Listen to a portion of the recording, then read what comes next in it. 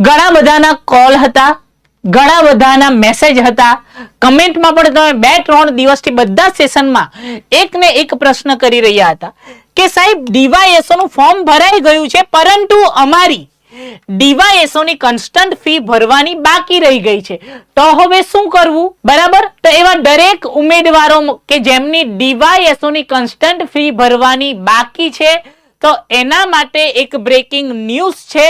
હવે પછી મંડળ દ્વારા, આયોગ દ્વારા નવી તારીખ આપવામાં આવી છે. દર્શાવેલી ફી તમે 25 તારીખના બપોરે 12:30 વાગ્યાથી 28 તારીખ સવારે 10 વાગ્યા સુધી ફરીથી રીઓપન થાય છે. ઓકે, ડીવાયએસઓ કન્સ્ટન્ટ ફી નાવ રીઓપન.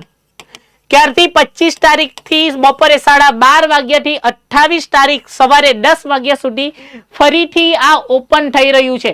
તો હવે ભૂલ ના થાય, જે કોઈની પણ ફીસ ભરવાની બાકી હોય ફીસ ભરી દેવી.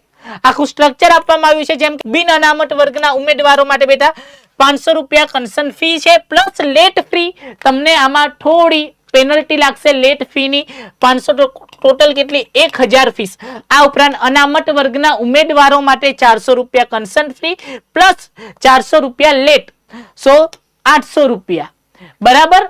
સો જે કોઈની પણ ફીસ ભરવાની બાકી રહી ગઈ છે, પોર્ટલ ફરું શરૂ થાય છે, રીઓપન થાય છે 25 તારીખના રોજ સવારે 12:30 વાગ્યાથી લઈને 28 તારીખના રોજ સવારે 10 વાગ્યા સુધી રીઓપન થાય છે.